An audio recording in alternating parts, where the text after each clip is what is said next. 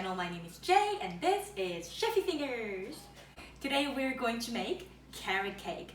For those of you who does not like carrot cake, I believe that is because you haven't tried the best carrot cake ever. Let's dive right in. So the secret ingredient to this recipe is pineapple. I'm not sure if you guys have tried the recipe with the pineapple inside of the carrot cake, but the acidity of the pineapple will bring out much more flavor into the cake. And of course, the moisture from pineapple will keep your cake nice and moist and fluffy. Let's start with wet ingredients. So get yourself 2 mixing bowls. Actually, we need to start by lightly toasting walnuts. Get yourself a tiny tray. I will use about 120 grams of walnuts. And now we start mixing the wet mix. 4 large eggs into the bowl. Add 250 grams of sugar and 125 of brown sugar. And whisk just a little bit. And also we're going to add 225 grams of the veggie oil. You can use any type of veggie oil, however, it has to be flavorless. I'm going to measure with my milk. I have 120 milliliter of milk here.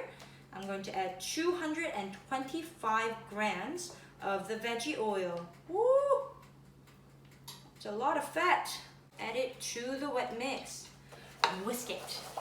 Let's put 2 tablespoons, that came out wrong, 2 teaspoons of vanilla extract and keep whisking.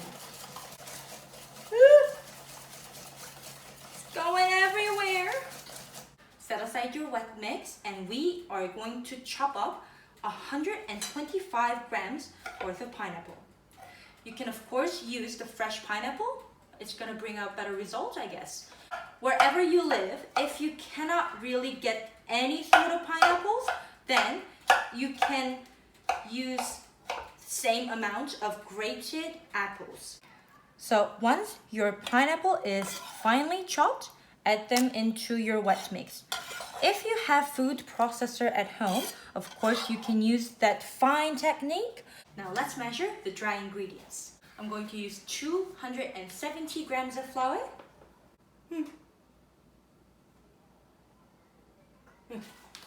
2 teaspoons of baking powder, pinch of salt, half a teaspoon of ginger powder or ground ginger, 1 teaspoon of the cinnamon powder. If you have freshly ground nutmeg, you can definitely put them inside. Whisk them before you put it in the wet mix. Put it in the wet mix. Poor choice of bowl. Now for the main ingredients, carrot. However, I don't have grater. So what I'm gonna do is to use the slicer for julienne and I'm gonna chop it up with my hand. Also, for those of you who has food processor, go use your food processor. I would say this is quite similar to grated carrot. Now chop up some of your lightly toasted walnuts.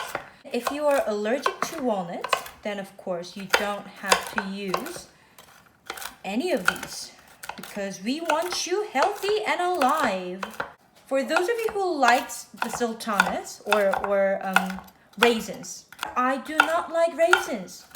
To me, raisins are like lovely grandma fingers, which I do not want in my dessert or anywhere. Now add your grated carrots, 120 grams, and add your walnuts, also 120 grams. But you can put extra or a little less.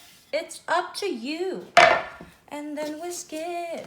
You might feel like the whole mixture is a little bit too runny, but don't worry because it's gonna come out nice and soft and fluffy and moist.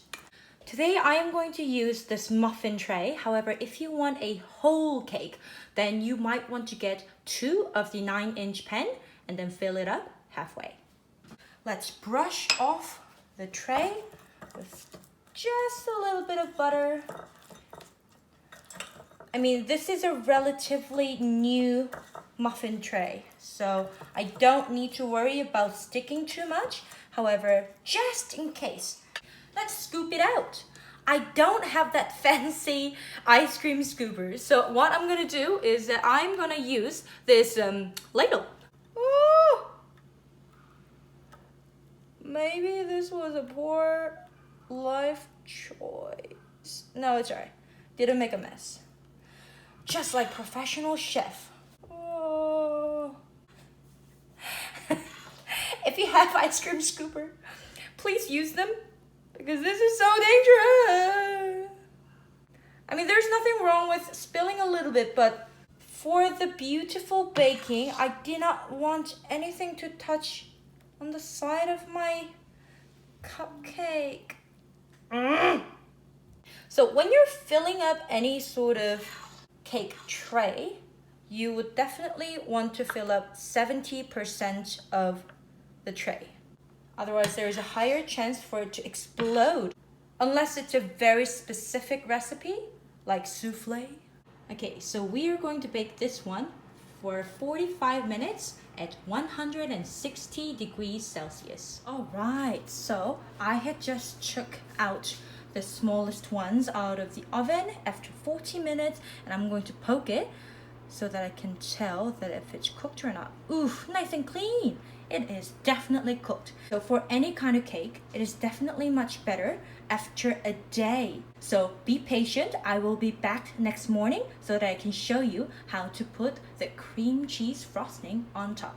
Just wait until it's absolutely cooled down and then put it into an airtight container. Keep it in the fridge, or you can keep it outside for the next day. The morning has come. Now it's definitely time to make the icing and then put it on top of your carrot cake. So the original recipe has 300 grams powdered sugar goes into this frosting. However, this cake is for my grandma and my mom. They really don't like anything sweet. So what I'm gonna do is to reduce the sugar in half. I'm not gonna make that much of a frosting. So I'm going to use 200 grams of cream cheese and 50 grams of the butter and 50 grams of powdered sugar.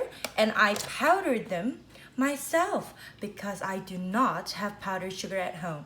But the whole purpose of the powdered sugar is to make sure you don't really have that sandy texture of the sugar inside of your frosting. So this should be fine. By the way, your cream cheese should be soft. Also, your butter needs to be room temperature. I'm going to sort of mix the sugar and the cream cheese before I run this hand mixer because I know all the powder is gonna go everywhere. So the problem with my hand mixer is at the lowest speed and the highest speed has the same speed. Whenever you're using the hand mix or stand mix, whatever the mix, you would like to scrape the side once in a while. 1 teaspoon of vanilla paste. Of course, if you don't have vanilla paste, then you can use the vanilla extract. We are ready to pipe. All right, let's get ready with your piping bag. You block bottom, then start putting your frosting inside of your bag. I forgot to mention, if you wish to have a sweet frosting but you're afraid of sugar, then what you can do is to put a tiny pinch of salt. Tiny pinch of salt will bring out that sugary flavor of your frosting, even though you didn't put all of the sugar. So let's push all the frosting, make a nice piping bag, and then pick your favorite cupcake to frost. I think this is cute. That was a terrible try. Let's get a closer look as to how to pipe your frosting. Just nice and easy, and do not stop while you're piping until you get on top. Yeah, there you go. Nice and beautiful. Now that I have the chopped walnut, what you can do is that you put the frosting on top like this. This is something that you can do without piping bag. Also, if you do not really like the frosting, but you really like the walnuts a lot, you can use this method. So yeah, cover your cupcakes like this, and then you dip it. You dip all the way. Ooh, ta-da! Okay, it looks a bit messy because I was being really generous with the walnut. However, this also looks very cute when you make them. Look at my beautiful carrot cake babies! My favorite part of the shooting is to eat the result. Okay, are you guys ready?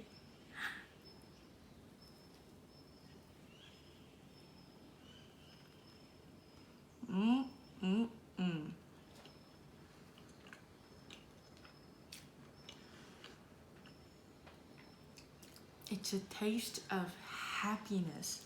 I can tell that it was a happy carrot. And for those of you who doesn't like carrot, don't worry about them because you cannot taste the carrot. It's like just the idea of the carrot.